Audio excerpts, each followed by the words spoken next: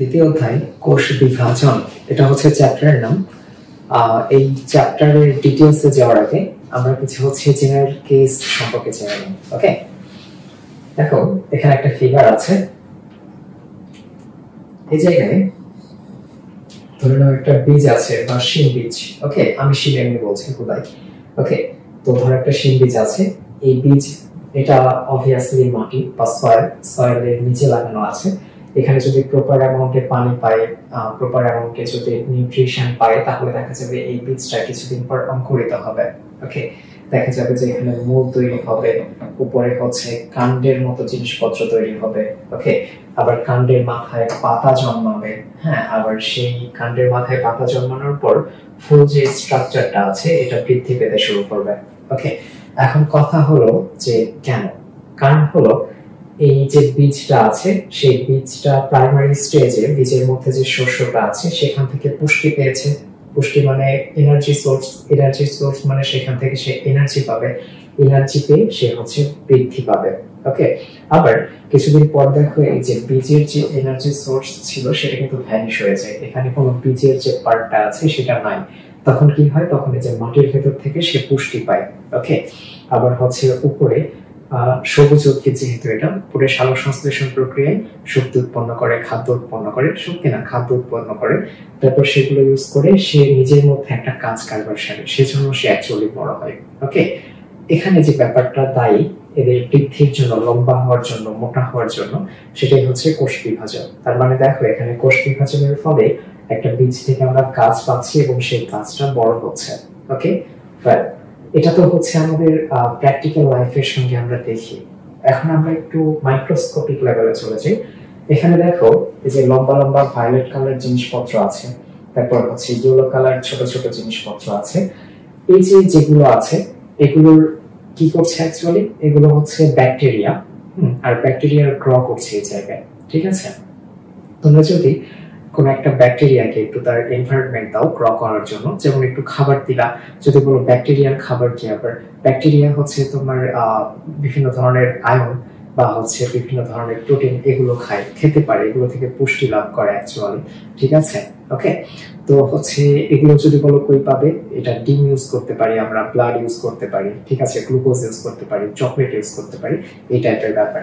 ওকে, যাই হোক, তো ধরো একটা ব্যাকটেরিয়াকে যদি এরকম এনভায়রনমেন্টে রাখা হয়, সে নিজের কোষ বিভাজন করে। ধরো তুমি এখানে 5টা ব্যাকটেরিয়াকে রেখেছো, বা এই যে এরকম 3টা ব্যাকটেরিয়াকে রেখেছো, ঠিক আছে, এরকম ইয়েলো কালার 3টা, একটা হচ্ছে ভায়োলেট কালার।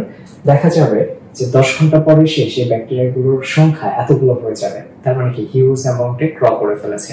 তাহলে দেখো এখানে কি হয়েছে? ব্যাকটেরিয়ার কোষ বিভাজন। ওকে, তাহলে কোষ বিভাজন কোথায় হচ্ছে? কোষ বিভাজন এই মাইক্রোস্কোপিক লেভেলে হচ্ছে, মাইক্রোস্কোপিক যে জীবগুলো আছে তাদের মধ্যে, আবার ম্যাক্রোস্কোপিক যাদেরকে আমরা খালি চোখে দেখি তাদের মধ্যে হচ্ছে। এটা তো গেল উদ্ভিদ এবং ব্যাকটেরিয়ার কথা। এখন একটু মানুষে চলে আসি। এই যে আমরা যখন ছোট ছিলাম, মায়ের পেটের মধ্যে আমরা যখন থাকি, তখন তো আমাদেরকে আর দেখা যায় না। ওকে, সো আমাদের যখন ডেলিভারি হয় সেই স্টেজে আসি, দেখা গেল যে একটা মানুষ এত বড় থাকে। তারপর তার যখন হচ্ছে সময় যায়, সে আস্তে আস্তে খাবার গ্রহণ করে এবং বড় হয়। যদি বলো কেন বড় হচ্ছে, তার কোষগুলো বিভাজিত হচ্ছে। ওকে, তো এই হচ্ছে কোষ বিভাজনের প্রাথমিক ধারণা। আবার কারো যদি কোথাও কেটে যায়, ধরো আমার আঙ্গুলের এই মাথায় কেটে গেলে এখানে একটা গ্যাপ ক্রিয়েট হবে, এখানকার কোষগুলো নষ্ট হয়ে যাবে, কোষগুলোর মধ্যে কন্টিনিউয়েশন যেটা ছিল সেটা ব্রেক করবে। এখন এখানে যে কোষগুলো আছে সেগুলো বিভাজিত হয়ে আবার সেই জায়গাটা পূরণ করবে। এই হচ্ছে কোষ বিভাজন। ওকে, এছাড়া আরেকটা অনেক গুরুত্বপূর্ণ কোষ বিভাজনের জায়গা আছে, স্কোপ আছে, সেটা হচ্ছে আমাদের শুক্রাণু ডিম্বাণু তৈরি। আমরা শুক্রাণু ডিম্বাণুর নাম শুনেছি। তো এই শুক্রাণু ডিম্বাণু তৈরি হয়, আবার এটার যে নিষেক হয়, ওকে, নিষেকের পরে কিন্তু হচ্ছে জাইগোট উৎপন্ন হবে এবং মানুষ উৎপন্ন হবে। এটা আমরা জানবো পরে, ওটা তোমাদেরকে আমি দেখাবো পরে, এখন না। ওকে, তো এখানেও কি হয়? কোষ বিভাজন হয়। এই হচ্ছে কোষ বিভাজনের ইন্ট্রো। আমরা তাহলে এখন ভেতরে চলে যাই। কোষ বিভাজন কাকে বলে? যে প্রক্রিয়ায় জীবকোষ বিভক্তির মাধ্যমে 2 বা 4টি কোষের সৃষ্টি হয়, হয় 2টা হবে একটা কোষ থেকে, অথবা একটা কোষ থেকে 4টি কোষ উৎপন্ন হবে, সেই প্রক্রিয়াকে কি বলা হয়? কোষ বিভাজন বলে। তার মানে কোষ বিভাজন একটা প্রক্রিয়া। ওকে, বা সেল ডিভিশন। এখন এখানে দুটো টার্ম আমরা ইউজ করব। একটা হচ্ছে অপত্য কোষ বা ডটার সেল বলে এটাকে, আর একটা হচ্ছে মাতৃকোষ বা মাদার সেল। হ্যাঁ, এখন ডটার সেল কোনটা? এই যে দেখো বলা হয়েছে এখানে 2টি বা 4টি নতুন কোষ উৎপন্ন হয়। বা সৃষ্টি হয়। ওকে, এগুলোকে নতুন সৃষ্ট যে কোষগুলো আছে সেগুলোকে বলা হয় অপত্য কোষ। অপত্য মানে হচ্ছে বেবি, বাচ্চা, মাত্র তৈরি হয়েছে। ওকে, তো অপত্য কোষ মানে কি নতুন সৃষ্ট কোষ, আর যে কোষটা থেকে এই অপত্য কোষ তৈরি হবে তাকে বলা হয় মাতৃকোষ, মানে যে কোষটা বিভাজিত হয় তাকে বলা হয় মাতৃকোষ বা মাদার সেল। ওকে, তাহলে এই হচ্ছে কোষ বিভাজনের সংজ্ঞা এবং দুটো টার্ম, এই দুটো একটু মনে রেখো, অপত্য কোষ কি জিনিস, মাতৃকোষ কি জিনিস। কারণ আমরা যখন কোষ বিভাজনের ডিটেইলসে চলে যাব, কোষ বিভাজনের কয়েকটা টাইপ আছে, টাইপগুলো আলোচনা করব, সেই জায়গায় এই নতুন সৃষ্ট কোষ এত বড় কথা না বলে ডিরেক্ট বলবো অপত্য কোষ বা ডটার সেল বা মাতৃকোষ বা মাদার সেল, এরকম কথা বলবো। এখন আমরা চলে যাই কোষ বিভাজনের প্রকারভেদে। আচ্ছা, এখানে কি দেখানো হয়েছে সেটা একটু বলি। এখানে দেখো, এখানে বলেছিলাম যে একটা কোষ, একটা জীবকোষ বিভাজিত হয়ে হয় 2টি হবে বা 4টি হবে। এখানে দেখো, এই সেই একটা জীবকোষ ধরে নাও, বা এটা ধরো আরেকটা জীবকোষ। হ্যাঁ, এখন এখান থেকে এটা বিভাজিত হয়ে একটা এবং দুইটা কোষে পরিণত হয়েছে, কিন্তু এখানে দেখো একটা থেকে 4টা কোষ উৎপন্ন হয়েছে, 1 2 3 4, 4টি কোষ। ঠিক আছে, তাহলে দেখো একটা কোষ থেকে 2টা হতে পারে, একটা কোষ থেকে 4টা হতে পারে। ওকে, তাহলে এই হচ্ছে কোষ বিভাজন। ওকে, এখন আমরা কোষ বিভাজনের টাইপে চলে যাই। কোষ বিভাজন 3 প্রকার। কোষ বিভাজন 3 প্রকার, নামগুলো বলি আগে। ফার্স্ট যেটা আছে সেটাকে বলা হয় অ্যামাইটোসিস, তারপর আছে মাইটোসিস, তারপর আছে মায়োসিস। ওকে, তোমরা যখন ক্লাস 9-10 এ ছিলে তখন কিন্তু এই জিনিসগুলো দেখে এসেছো, এগুলো জিনিসগুলোর সঙ্গে তোমরা পরিচিত। ওকে, তাহলে প্রথমটা হচ্ছে অ্যামাইটোসিস, মাইটোসিস, মায়োসিস। আমরা তিনটাই ডিসকাস করব, কিন্তু এখানে একটু কথা আছে, সেটা হচ্ছে অ্যামাইটোসিসকে প্রত্যক্ষ কোষ বিভাজন বলা হয়, যদি বলো কেন সেটাতে আসবো। আর মাইটোসিস এবং মায়োসিস এই দুটোকে পরোক্ষ কোষ বিভাজন বলে। ঠিক আছে, তো সেই সেন্সে কোষ বিভাজনকে দুই ভাগে ভাগ করা যায়, একটা প্রত্যক্ষ আর একটা পরোক্ষ। প্রত্যক্ষর মধ্যে কি আছে, অ্যামাইটোসিস, আর পরোক্ষর মধ্যে কি আছে, মাইটোসিস এবং মায়োসিস। ওকে ফাইন, কোষ বিভাজনের প্রকারভেদ আমরা জানলাম। যদি বলো যে প্রকারভেদ কেন করা হয়েছে, আমরা যখন এগুলো ডিসকাস করব তখনই দেখবো একটা থেকে আরেকটা আলাদা, এক এক জায়গায় এক এক রকমের ব্যাপার স্যাপার ঘটে। ঠিক আছে, এক এক কোষে এক এক রকমের ব্যাপার ঘটে, এরকমও ফ্যাক্ট আছে। ঠিক আছে, প্রথমে আমরা অ্যামাইটোসিসে মুভ করি। অ্যামাইটোসিস, আচ্ছা অ্যামাইটোসিস মানে কি সেটাতে আসবো, তার আগে অ্যামাইটোসিস কিভাবে হয় সেটা একটু জেনে নেই, তাহলে আমাদের ওই অ্যামাইটোসিস বলতে আমরা কি বুঝি সেটা বুঝতে আমাদের সুবিধা হবে। ওকে, প্রথমে ধরো একটা কোষ বা এক কোষী জীব আছে। এক কোষী জীব বলতে সেটা হতে পারে অ্যামিবা, হতে পারে ইস্ট। ঠিক আছে, ওকে, তো এটার কোষ ঝিল্লি থাকবে, ভেতরে নিউক্লিয়াস থাকবে। ঠিক আছে, তো কোষ ঝিল্লি বা নিউক্লিয়াস এই দুটো আছে। এখন ভেতরের যে নিউক্লিয়াসটা আছে সেটা প্রথমে কি হয়, নিউক্লিয়াসের মধ্যে অবশ্যই ডিএনএ থাকে, ডিএনএ ছাড়া তো নিউক্লিয়াস কল্পনা করা পসিবল না। ওকে, তো ভেতরে যদি ডিএনএ থাকে, এই ডিএনএ একটা কোষ থেকে যদি দুটো কোষ হয় তাহলে ডিএনএও তো দুটো কোষের মধ্যে ডিস্ট্রিবিউট হয়ে যাবে। এখন ধর একটা কোষের মধ্যে ডিএনএ ছিল 10টা, নতুন যে কোষ তৈরি হলো 5টা করে যদি ডিএনএ চলে যায় তাহলে কিন্তু ঝামেলা হয়ে যায়। কারণ কি, কারণ হলো 10টা ডিএনএর মধ্যে যে বৈশিষ্ট্যগুলো থাকবে 5টা ডিএনএর মধ্যে সেই বৈশিষ্ট্যগুলো থাকবে না, বৈশিষ্ট্যের অভাব দেখা যাবে, হাফ হয়ে যাবে। সেজন্য আগে কি করতে হয়, ডিএনএ সংখ্যা বৃদ্ধি করতে হয়। ঠিক আছে, তো ডিএনএ সংখ্যা বৃদ্ধির যে প্রক্রিয়া সেটাকে আমরা জানি হচ্ছে রেপ্লিকেশন। তার মানে প্রথমে রেপ্লিকেশন হবে, ডিএনএ রেপ্লিকেশন, তারপর এখানে ডিএনএ সংখ্যা বৃদ্ধি হওয়ার পর ডিএনএ অ্যামাউন্টটা ডাবল হয়ে যাওয়ার পর নিউক্লিয়াসটা লম্বা হয়ে যায়, লম্বা হয়ে গেলে মাঝখানটা শুরু হয়ে যায়, এরকম মাঝখান শুরু হয়ে যায়। নিউক্লিয়াসের মাঝখানটা যখন শুরু হয়ে যায় সে অনুযায়ী আবার এই যে কোষের যে সাইটোপ্লাজমটা আছে যেটা গোল ছিল, এটাও ভেতরের দিকে এরকম করে চেপে আসা শুরু করে। এটা যখন চেপে আসা শুরু করে নিউক্লিয়াসের মাঝখানটা দেখা যায় যে শুরু হতে হতে একদম দুটো আলাদা পার্ট হয়ে যায়। এই আলাদা পার্ট হয়ে গেলে বাইরে যে সাইটোপ্লাজমটা আছে সেটা একদম দুই সাইড থেকে এসে অ্যাটাচড হয়েছে, অ্যাটাচড হয়ে গেলে দেখো দুটো কোষ আলাদা হয়ে গিয়েছে। তাহলে এখানে কি হলো, এখানে একটা কোষ ছিল, সেই কোষের নিউক্লিয়াস কোনো কোনো জটিল প্রক্রিয়া ছাড়া ডিরেক্ট দুই ভাগে ভাগ হয়ে গেছে। ঠিক আছে, বা ধরো ব্যাপারটা এরকম, তোমার কাছে একটা কলা ছিল বা দুটো কলা ছিল, এরকম তুমি দুটোকে আলাদা করে ফেললা।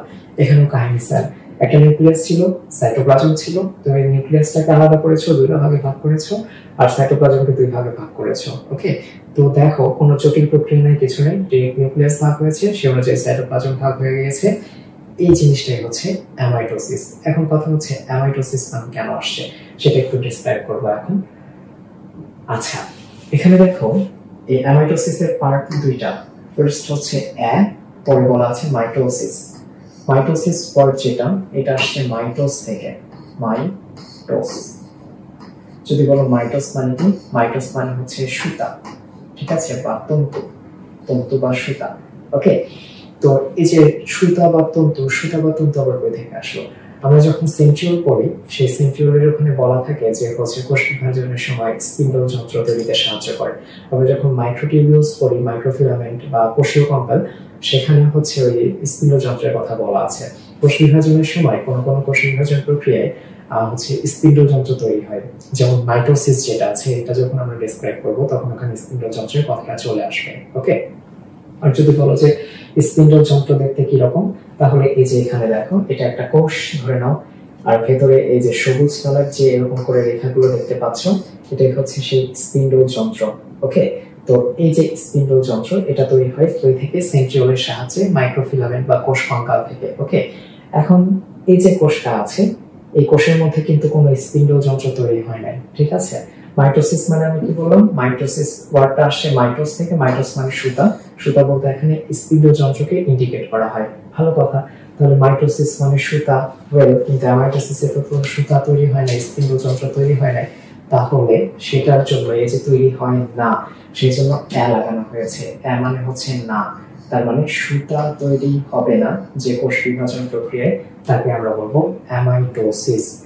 এটা হচ্ছে নামকরণ। ওকে, তাহলে অ্যামাইটোসিস মানে কি? অ্যামাইটোসিস মানে এ মানে না, মাইটোসিস মানে সুতা, মানে মাইটোসিসের মতো না। মাইটোসিসে স্পিন্ডল যন্ত্র তৈরি হয়, যেটা সুতা বলতে যেটাকে স্পিন্ডল যন্ত্রকে ইন্ডিকেট করা হয়। ওকে, তো এই হচ্ছে অ্যামাইটোসিস কোষ বিভাজন প্রক্রিয়া। আর যদি বলো যে এটা সংজ্ঞা কি, তাহলে বলতে হবে যে কোষ বিভাজন প্রক্রিয়ায় একটি নিউক্লিয়াস বা একটি কোষের নিউক্লিয়াস ও সাইটোপ্লাজম কোন জটিল পর্যায়ে ছাড়া ডিরেক্ট দুটো কোষে ভাগ হয়েছে, দুটো অপত্য কোষে পরিণত হয়, ঠিক আছে, সেই কোষ বিভাজন প্রক্রিয়াকে অ্যামাইটোসিস বলে। আর যদি বলো এটা কোথায় হয়, এটা হয় হচ্ছে ইস্ট, অ্যামিবা প্রভৃতি এককোষী জীবে। যদি কোনো ব্যাকটেরিয়া, ব্যাকটেরিয়া কিন্তু হচ্ছে ঠিক আছে এককোষী জীব, ভালো কথা, কিন্তু এটা কিন্তু আদিকোষী। ওকে, সো নিউক্লিয়াস নাই, সেজন্য এখানে আরেকটা টার্ম ইউজ করা হয় দ্বিভাজন প্রক্রিয়া। ওকে, এই প্রক্রিয়াটাও এটার মতোই। এখানে দেখো নিউক্লিয়াস যেটা আছে সেটা দুই ভাগে ভাগ হয়েছে, তার আগে রেপ্লিকেশন হয়। ব্যাকটেরিয়ার ক্ষেত্রেও সেম, ওখানে ওর ভেতরে যে ডিএনএটা আছে, সেই ডিএনএটা দুই ভাগে ভাগ হয়েছে। ওকে, রেপ্লিকেশন হয়, ওটাও সেম। তো দ্বিভাজন অ্যামাইটোসিস মোটামুটি সেম, কিন্তু আমরা ওটার ক্ষেত্রে অ্যামাইটোসিস নামটা ইউজ করি না। ওকে, যাই হোক, তাহলে ইস্ট, অ্যামিবা প্রভৃতি এককোষী জীবে অ্যামাইটোসিস হয়। এই হচ্ছে কোষ বিভাজনের ফার্স্ট প্রক্রিয়া, অ্যামাইটোসিস। ওকে, তারপরে কি আসবে? এখন ধরে নাও যে একটু আগে বললাম মাইটোসিস মানে মাইটোস থেকে আসছে সুতা। এখন ধরে অ্যামাইটোসিসে এখানে আমি সুতা লাগাই দিলাম। ওকে, সুতা যখন লাগিয়ে দেব তখন কোষ বিভাজন প্রক্রিয়াটা একটু জটিল হয়ে যাবে। আর যখন এই যে সুতা তৈরি হবে বা হচ্ছে এরকম জিনিসপত্র তৈরি হবে, তখন এটাকে আমরা বলবো স্পিন্ডল যন্ত্র, ঠিক আছে। আর যে স্পিন্ডল যন্ত্র তৈরি হচ্ছে, এই কোষ বিভাজন প্রক্রিয়াকে বলা হয় হচ্ছে মাইটোসিস। ওকে, তো মাইটোসিস প্রক্রিয়াটা কি জিনিস আমরা জানবো পরবর্তী ভিডিওতে। ধন্যবাদ।